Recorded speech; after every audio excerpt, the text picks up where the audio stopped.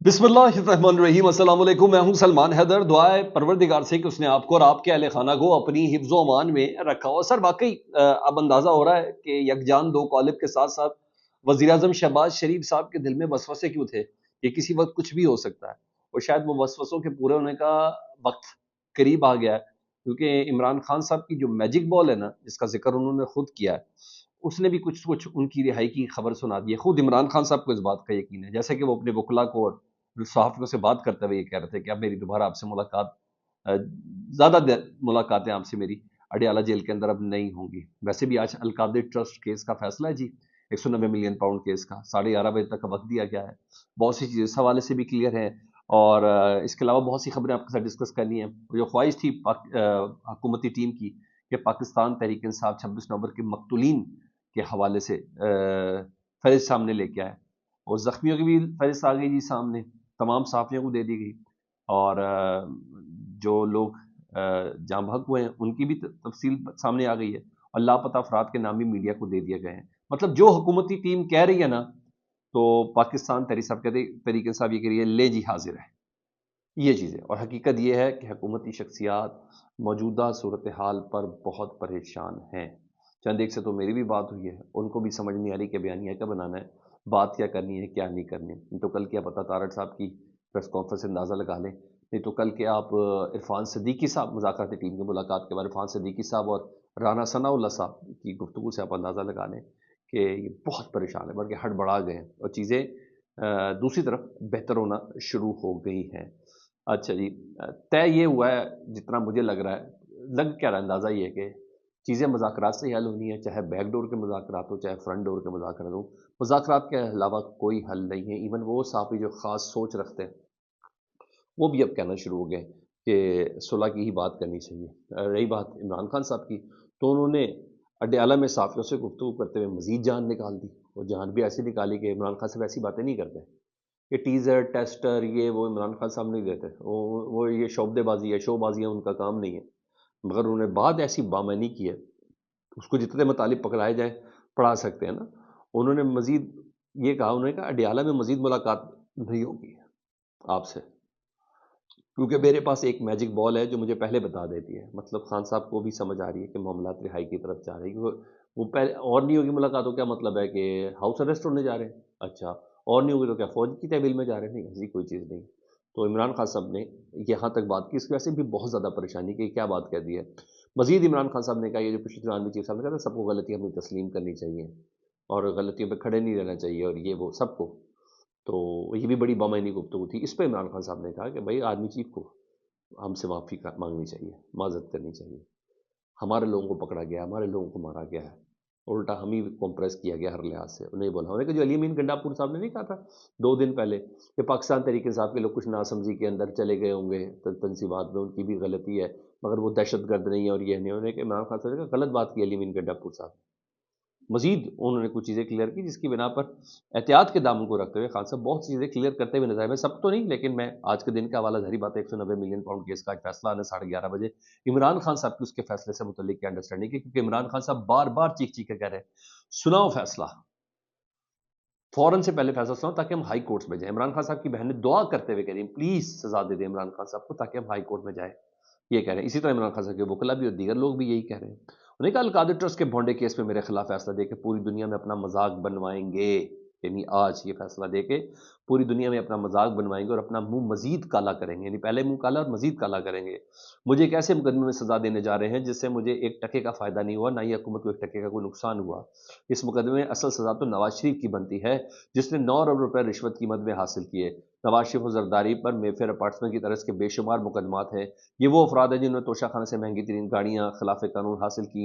इन पर मौजूद तमाम केसेस ओपन एंड शट थे, लेकिन इनको माफ़ करके मुकदमात को सिर्फ इसलिए ख़त्म किया गया क्योंकि इन्होंने डील कबूल कर ली थी। इस केस में भी नवाज शरीफ से 9 अरब रुपए का हिसाब मांगना चाहिए। वही एवन फील्ड वाला वो जो मेफर के जो फ्लैट थे, वो जो बेचे थे हसन नवाज ने मलिक रियाज साहब के साहबजादे को, उसी की पेमेंट थी ना। तो उन्होंने कहा पहले उनसे पूछे 9 अरब रुपए कहाँ से आया उनके पास। और उन्होंने कहा बुशरा बीबी को 9 महीने बेगुनाह जेल में रखा गया और इसका वाहिद मकसद सिर्फ और सिर्फ मुझ पर दबाव डालना है, और अलकादिर ट्रस्ट केस में भी बुशरा बीबी बिल्कुल बेकसूर है।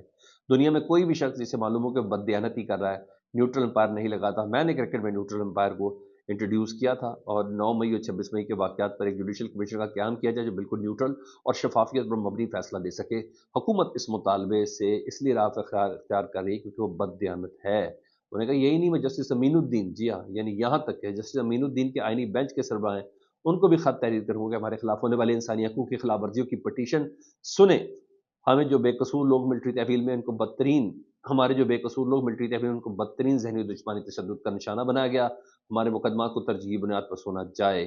یہاں تک بھی انہوں نے بولا. اور رہی بات قاضی فائز صاحب عامر فاروق صاحب کی, تو اسٹیبلشمنٹ کے ہی اوپننگ بیٹسمین کا انہوں نے کردار ادا کیا, اور جب وہ آئینی بینچ ہے وہ بھی انہی کی ایکسٹینشن ہے. پوری دنیا میں انسانی حقوق کی پامالی کی کوئی معافی نہیں ملتی. جنرل پنوشے سے انہوں نے موازنہ کیا. انہوں نے کہا جنرل پنوشے مغرب کا طاقتور جنرل تھا, لیکن انسانی حقوق کی پامالی اور تشدد کر کے اس کو کڑی سزا دی گئی, کرنے پر اس کو کڑی سزا دی گئی. ہمارے سیاسی ورکرز کو اغوا کر کے تشدد کیا گیا. 9 مئی میں جس نے تحریک انصاف کو خیر آباد کہا, اس کو تمام الزامات سے بری جمع کر دیا گیا. 8 فروری کو پاکستان کے حق پر بے شرمی سے ڈاکہ مارا گیا. انتخابات کو چوری کیا گیا اور پوری دنیا میں اپنا مذاق بنوایا گیا.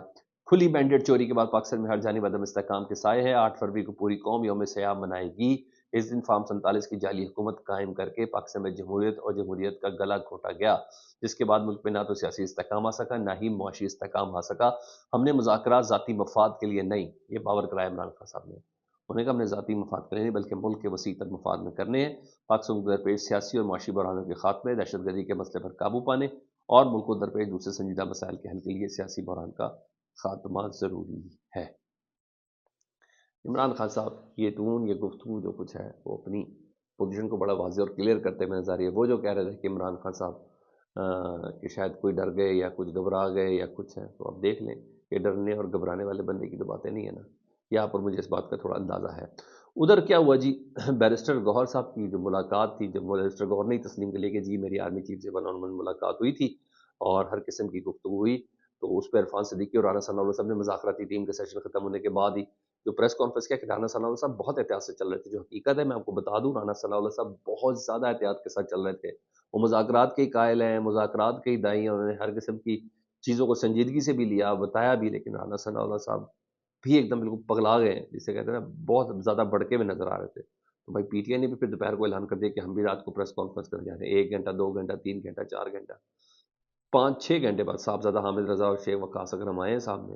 انہوں نے پھر پوری تسلی کرائی ہے رانا ثناء اللہ صاحب کی, عرفان صدیقی صاحب کی, اور ایسی تسلی کرائی کہ کسی میں ضرورت نہیں تھی کسی ٹی وی چینل میں کہ اس پریس کانفرنس کو ٹی وی پہ چلا سکتا. انہوں نے سب سے پہلے 26 نومبر کے شہداء اور زخمیوں کی لسٹیں تمام صحافیوں کو دی, تمام صحافیوں کو دی. انہوں نے نام لے کے بتایا, زخمیوں کے تمام نام لیے اور ولدیت کے نام لیے, اور زخمیوں کے تمام نام لیے, ان کی ولدیت کے نام لیے. انہوں نے کہا ہم آپ کے حوالے نہیں کریں گے رانا ثناء اللہ صاحب یہ لسٹ, ہمیں پتہ ہے کہ آپ کچھ نہیں کر سکتے. یہ لسٹ آپ کو اس لیے نہیں دینی کیونکہ آپ کے پاس مینڈیٹ ہی نہیں ہے. یہ لسٹ ہم جوڈیشل کمیشن کے حوالے کریں گے. یہ حامد رضا صاحب کہتے ہیں. انہوں نے کہا آپ یہ سمجھتے ہیں کہ ہم عمران خان صاحب کا نام سیاسی قیدی میں ٹاپ آف دی فہرست لکھ کے کریں گے؟ نہ ہی, تاکہ آپ یہ کہیں کہ لہرا لا کے کاغذ اور میڈیا پہ دیں گے کہ ہم نے کوئی این آر او کر لی مانگ لیا. انہوں نے کہا قطعاً نہیں. اور پروگرام تھے کاشف عباسی صاحب کے, اس میں پروگرام میں انہوں نے کہا کہ ذرائع کے ذریعے جو خبر چلائی گئی نا, کہ سیکورٹی ذرائع نے خبر دی ہے کہ بیرسٹر گوہر صاحب کی اور آرمی چیف سے کوئی سیاسی ملاقات نہیں, کوئی سیاسی گفتگو نہیں. جھوٹ بولتے ہیں. انہوں نے کہا ساری باتیں جھوٹ ہیں, سیاسی باتیں بھی ہوئی ہیں, اور سیکورٹی ذرائع جھوٹ بول رہے ہیں. اچھا سیکورٹی ذرائع, اگر سیکورٹی پہ بات کرنی تو بیرسٹر گوہر کا سیکورٹی سے کیا کام ہے یار؟ سیکورٹی سے متعلق اگر بات کرنی تو میرا خیال ہے علی مین گنڈا پور وزیر اعلیٰ کے پی کے کافی تھے. بیرسٹر گوہر کا سیکورٹی سے کیا معاملہ تھا جو ڈسکس کرنے آرمی چیف نے؟ یار یہ معصوم سے بچے کو بھی اس بات کا پتہ نہیں. پہلے یہ نہیں, رانا ثناء اللہ صاحب نے بھی بڑا مشکل سے ہی مانا, تسلیم کیا. ہوئے ہوں گے, انہوں نے اپنے دکھڑے سنائے ہوں گے, 1-on-1 ملاقات 2-4 منٹ کی ہو گئی ہوگی, یہ ساری تو انہوں نے بھی بتایا کہ سیکورٹی ذرائع جھوٹ بولنے کی کوئی ملاقات نہیں, انہوں نے اپنے دکھڑے سنائے, ہمارے پاس یہ اطلاعات ہیں. بھائی ویسے ایک بات بتاؤں, اگر آرمی چیف سے ملاقات ہو بھی گئی ہے بیرسٹر گوہر کی, تو مجھے صرف یہ بتا دیں سیکورٹی ذرائع کہہ کے اس کی تردید کر کے اس معاملے کو مشکوک کیوں کر رہے ہیں؟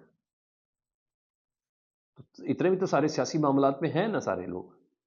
تو اگر بات ہو گئی ہے تو کیوں جھٹلایا جا رہا ہے؟ اور آرمی چیف بھائی انڈیا کا آرمی چیف تھوڑی پاکستان کا آرمی چیف ہے, اس سے یوں ملاقات کرنا کوئی جرم تو نہیں ہے. سیکورٹی ذرائع کہہ کے مزید چیزوں کو مشکوک کریں, اور یہ اس مشکوک کی وجہ سے ان کا دل باہر کو آ رہا ہے, کلیجہ منہ کو آ رہا ہے حکومت کا.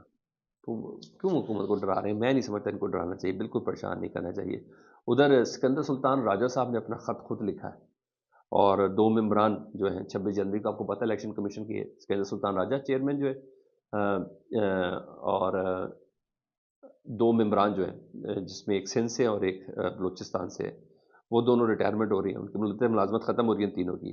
انہیں خود مراسلہ جاری کر کے لکھا ہے جی، اور لکھن نے کس کو ہے، اکاؤنٹنٹ جنرل پاکستان کو خط لکھا ہے، سکندر سلطان راجہ، نثار احمد درانی اور شاہ محمود جتوئی بلوچستان سے.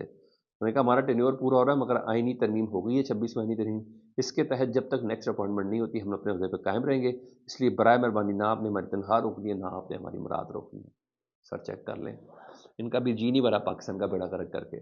یہ مزید تھوڑا اور وقت چاہیے ان کو پاکستان کا بیڑا کرک کرنے میں، مزید نفرتیں پھیلانی ہیں، مزید. یہ سب لوگ وہ ہیں جو بیسکلی اداروں کے ہاتھ پیر اور آنکھیں بنے ہوئے تھے مگر انہوں نے پاکستان کو بڑا کمزور کیا. ان کو کبھی معاف نہیں کریں گے. رہی بات آج اس 190 ملین پاؤنڈ کیس کا فیصلہ جس کے لیے متعلق عمران خان صاحب بار بار کریں سناؤ نا، سناتے کیوں نہیں؟